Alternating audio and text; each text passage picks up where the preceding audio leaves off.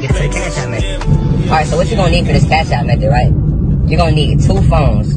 Alright, man, so for this Cash App method, right, you're gonna need 2 phones, right? You can do it with 1 phone, but it makes it way harder, you know what I mean? So, for this method, if you can, you wanna have 2 phones. Alright, so with the second phone, right? Like, your first phone could be like your main phone or whatever. So, say you have Cash App on there. You don't really gotta do nothing to the first phone. This is just where you're gonna receive payments at, right? Now, I would recommend that you have your first Cash App on like a CPN, so there's no way that it can track back to you, because if they look at it, and I've never seen this happen too many times, like where they look at the Cash App and see like where it was sent to and do all the digging to figure it out. But I'm sure if they wanted to, they definitely could go figure it out. I mean, I think it's just the fact that Cash App's response team is so slow, so a lot of times they don't go and try to do that. But this is, it can still happen. That's my whole point when saying that. So make sure that you're being like very secure when you're doing this. Either make a different Cash App that you can use as your main one to receive the payments, but that's going to be very hard now because of the verification. You might be able to receive like a couple hundred, but if you keep trying to bust it down to like on that account and like cash it out to your bank account, they're gonna ask you for verification. You might get away with like 200, like a payment of $200 sent to that Cash App, that new Cash App that you create, but it's gonna be very hard, man, especially now with verification, and that's all you'll get from that one. You know what I mean? You want to definitely get more than that. This method has potential to gain 1K a day if you do it right. And plus, you will have to wait once making a new one, because you do have to have some type of history for the method to work. You know what I'm saying? When it comes to receiving the payment.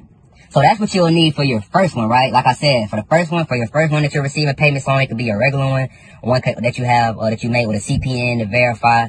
You can make one with a CPN to verify, right? With your actual name on it, right? And you're verifying it with this CPN with your actual name on it, because you're able to you have an ID with that name on it. So you can verify with your ID, but they still won't have no proof or no way to connect anything with you, because it's not your real social security number. You know what I mean? So that's a way to get around it and be able to verify a Cash App easy. But like I said, that's the long way. That's going to take a little bit longer, you know what I'm saying? Because you have to wait on it to age a little bit and all this type of stuff. The easiest way to go about it would be just to use your regular one, or like I said, use one with the CPN and wait like 2 weeks. Or you could buy one, because that's what you're going to have to do anyway throughout this method. You're going to have to buy one, so it would just make it where you would have to buy 2. But you don't have to buy 2. Like I said, you can use your regular one. It's just not as safe. So you're definitely going to have to buy one when it comes to phone 2. So then with phone 1, you're good. But with phone 2, that's when you're going to have to actually buy a Cash App account with transactions, because this is going to be the one that you connect the pulls to. So with this one, you're going to, I have sites if you need to know where to get those. Like I said, there are plenty of resources, but you have to be very careful. I mean, very careful when looking at these different resources. Because 9 times out of 10, they will be a scam. That's why you need like a trusted resource. If you don't have a trusted resource or a trusted person that you can get those from, if you need those, I do have those. I do also have the resource if you want to go straight to the resource. But you're definitely gonna need that for the transaction to go through, because if you try to connect it to a brand new account and then like try to connect the funds to a brand new account, it won't work. You know what I'm saying? If you try to put it through, it won't work most of the time. It has to have a little bit of history on it in order for it to work. So okay, now you have that one, and once you bought that one, like I said, if you need to know where to get those, hit me up. Once you have that account linked up to phone 2, wait, I skipped this stuff. With phone 2, when you're downloading Cash App, right? This is before you even have the Cash App account, the link to it or anything like that with the transactions on it. What you're gonna need to do is you're gonna need to download Cash App with your VPN on. So say you already have Cash App on phone 2, right? You're gonna delete it and re-download it with a VPN on. Now, socks will make this method almost 100% unbreakable. You know what I'm saying? Socks will make this method almost go through all the time. But Cash App isn't as strict as like when carding online or like doing different bank stuff. So you don't always need socks and like RDP and all that with Cash App. You should be able to get off with a VPN, but it'll be harder sometimes. You know what I'm saying? It'll definitely be harder. So what you need to do is get your VPN, go ahead and download it. Now, turn on your socks or whatever. If you're going to use socks, turn on your socks before you actually go in and start the method on there. You know what I mean? So, okay, boom, you'll turn on your socks. You got your VPN on, you connect everything. So you go to your second Cash App account.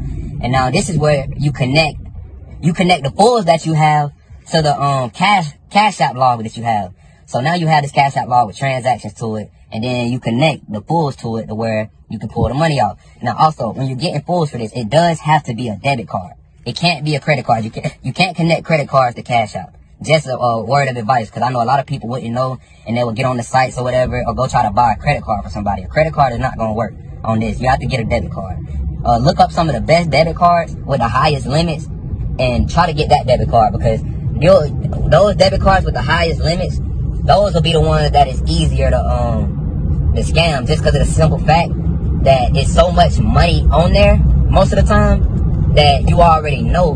Most of the time, it's so much money on there, the little amounts they'll just push through. It's the bigger amounts then that they start to look at as fraud, or is it fraud, whatever. So definitely get like the best debit cards, you know what I mean? So now once you connect that debit card, now you're ready to work. Like I said, now you have, it would definitely be best if you did, well, I wouldn't say best. It would be best for it to go through, but not best for security reasons if you use your actual Cashapp. Because now it looks like it's going from a Cashapp with transactions to another Cashapp with transactions.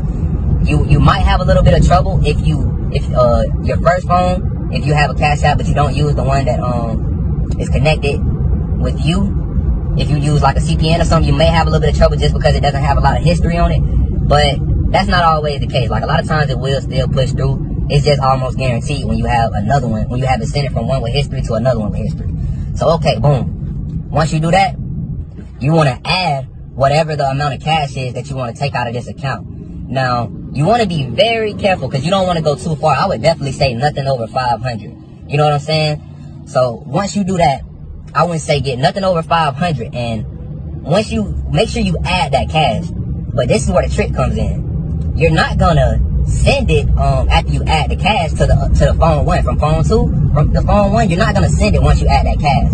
What you're gonna do is request it from phone one to phone two, which is phone two is the one that what you have the pulls on, and you also have the Cashapp account with transaction history. So you're gonna request it from that one. And once you request it from that one, I'm telling you, 9 times out of 10, once you request it, it'll go through. That's the trick, requesting it. You know what I mean? So I don't want to make this video too long, man. I think I pretty much covered everything. And man, so y'all make sure y'all subscribe, man. I appreciate all the love and support, man. And I'll catch y'all on the next vid.